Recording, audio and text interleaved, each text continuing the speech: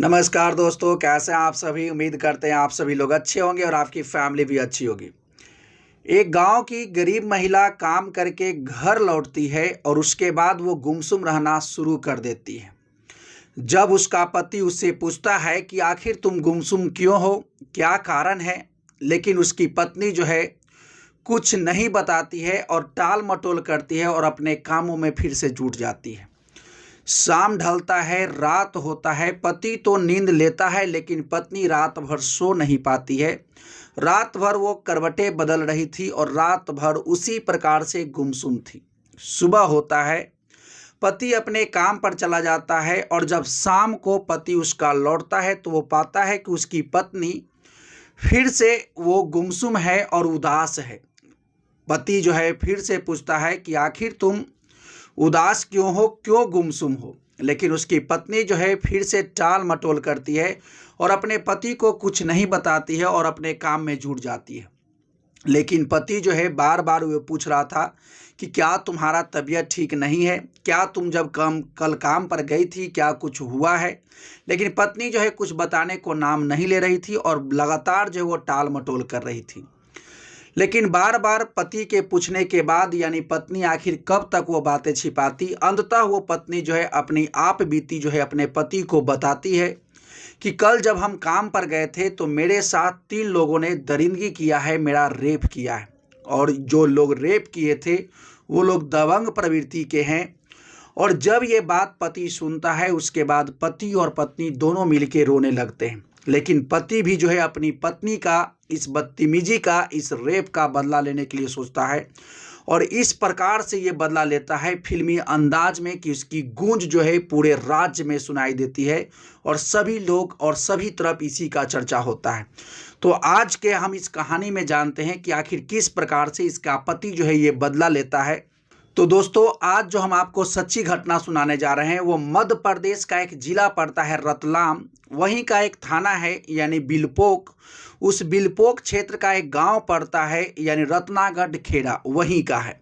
दरअसल होता यह है कि 4 जनवरी 2022 के दिन लगभग सुबह 7:30 बजे का समय रहा होगा। लाला उर्फ लाल सिंह सुबह सुबह अपने खेतों पर जाते हैं और अपने ट्यूबवेल का स्टार्टर को जैसे ही दबाते हैं एक बहुत बड़ा जोर का धमाका होता है और उस धमाके से वहां पर 4 फीट लंबा चौड़ा यानी गहरा जो है गड्ढा हो जाता है और वहां पर धूल ही धूल बिखर जाता है।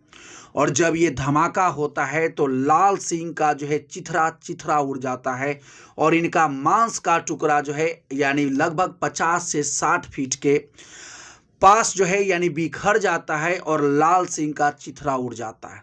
जब ये धमाका लोग सुनते हैं तो यानी वहां पर अफरा तफरी मच जाता है, लोग वहां पर जौर होते हैं और उसके बाद ये लाला उर्फ लाल सिंह के परिवार को बताया जाता है कि तुम्हारे ट्यूबवेल पर यानी एक जोर का धमाका हुआ है जिसमें ऐसी ऐसी घटनाएं घटी है। उसके बाद लाला उर्फ लाल सिंह की पत्नी और उसका बेटी जो कि 5 साल की है और उसका बेटा जो कि 7 साल का है और लाला के जो है छोटा भाई राकेश और उसका बड़ा भाई मुकेश, ये सभी लोग वहां पर आते हैं। उसके बाद वहां पर कोहराम मच जाता है, चित्कार मच जाता है। और जब ये लोग यानी वहां पर पहुंचे तो वो लोग भी यानी कयास लगा रहे थे उनका कि आखिरकार यहाँ क्या हुआ होगा जिसके वजह से इतना बड़ा धमाका हुआ। उसके बाद कुछ लोग जो है वहाँ के पास के थाने को ये सूचना देते हैं कि आखिर यहाँ पर जो है ऐसी ऐसी घटना घटी है। उसके बाद वहाँ प्रशासन पहुँचती है, डॉग स्क्वाड टीम पहुँचता है और उसके बाद वहाँ के आसपास जहाँ पर ये धमाका हुआ था वहाँ से नमूने लिए जाते हैं। जब वहाँ से नमूने लिए जा रहे थे तब वहाँ से कुछ आपत्तिजनक चीज़ मिला है यानी जिलेटिन और डिटोनेट जैसे यानी विस्फोटक सामग्री मिला था जिसका उपयोग जो है यानी पहाड़ को तोड़ने में किया जाता है, पहाड़ को उड़ाने में किया जाता है। और वही पदार्थ वहाँ से मिला था और जब ये पदार्थ मिला प्रशासन भी दंग रह गई कि आखिर पहाड़ तोड़ने वाला पदार्थ जो है आखिर यहाँ कैसे पहुँचा। अब जो है यानी वहाँ जो चूँकि ये मामला बहुत बड़ा हो चुका था, वहाँ एसपी तक आ चुके थे। उसके बाद जो है वहाँ के जो तत्कालिक एसपी थे वो एसआईटी का यानी गठन करते हैं और उसमें कई लोगों को शामिल करते हैं और वहाँ के आसपास के जो थाना था उसके लोगों को, वहाँ के पुलिस को भी इसमें शामिल करते हैं। और वहाँ घोषणा ये किया जाता है कि जो भी लोग यानी इसके बारे में जानकारी देगा उसको 10,000 रुपया का इनाम दिया जाएगा। उसके बाद हालांकि प्रशासन लगातार प्रयास कर रही थी कि कुछ न कुछ क्लू मिले, लेकिन प्रशासन को यानी कोई भी क्लू नहीं मिल रहा था। क्योंकि ये घटना 4 जनवरी 2022 का था तो 5 जनवरी ही बीत गया, 6 जनवरी ही बीत गया, प्रशासन को कोई क्लू नहीं मिला। 7 और 8 ऐसे ही बीतते जा रहे थे दिन। लेकिन प्रशासन को अचानक एक नाम जो है उनको बताया जाता है और वो नाम जो है सुरेश लोढ़ा का सामने आता है। और जब ये सुरेश लोढ़ा का नाम सामने आता है तो प्रशासन उनसे पूछताछ करती है।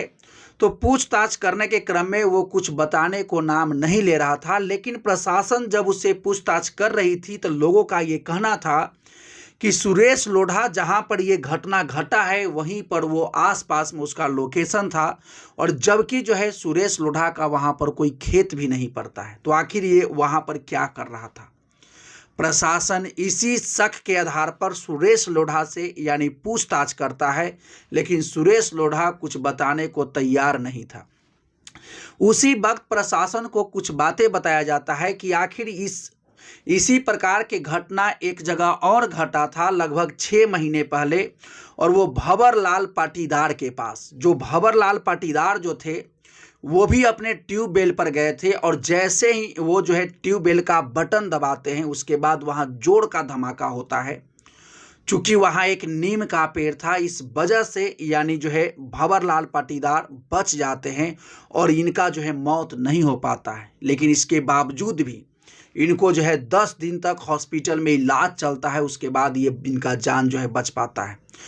जब प्रशासन को ये बात पता चला कि इसके पहले भी यानी 6 माह पहले भी ऐसी घटना घट चुके हैं, तब प्रशासन जो है सख्ती से सुरेश लोढ़ा से पूछताछ करता है। तब जाकर के सुरेश लोढ़ा यानी अपना आप बीती जो है सुनाना शुरू करता है और वो सच बताना शुरू करता है।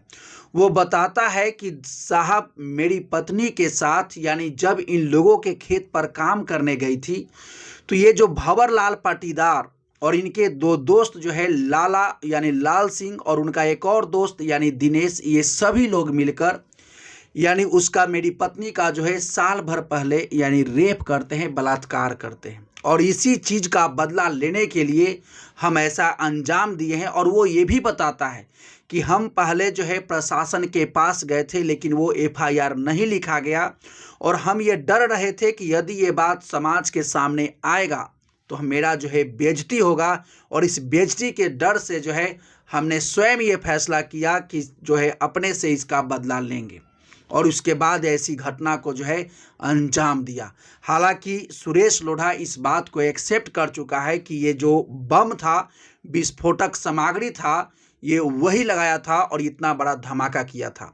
अब प्रशासन के पास एक और चैलेंज था कि आखिर सुरेश लोढ़ा के पास ये धमाके की सामान आखिर आया कहाँ से।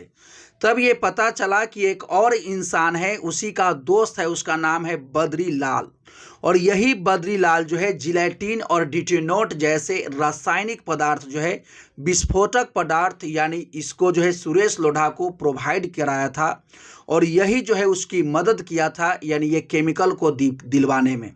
और उसके बाद प्रशासन को जब ये पूरी बात पता चला तो प्रशासन जो है बद्री लाल को, सुरेश लोढ़ा को, ये सभी को अरेस्ट करता है, और इसके बयान पर यानी जो भंवरलाल पाटीदार हैं और उसके दोस्त यानी जो है दिनेश, इसको भी जो है अरेस्ट करके यानी जो है जांच पड़ताल शुरू कर दिया है। सभी पर जो है एफआईआर किया गया है और सभी को हिरासत में लिया गया है। तो अभी तक यही पूरा कहानी था। तो दोस्तों, अभी तक इस कहानी में इतना ही है। ये कहानी सुनाने का उद्देश्य किसी को हताश करना या परेशान करना नहीं है, बल्कि आपको जागरूक करना है, आपको सचेत करना है। यदि आप इसी प्रकार के क्राइम्स से संबंधित कहानी सुनना चाहते हैं तो इस चैनल से जुड़िए, चैनल को सब्सक्राइब कीजिए, ताकि इसी प्रकार के कहानियाँ जो है आपको इस चैनल के माध्यम से मिलते रहेगा।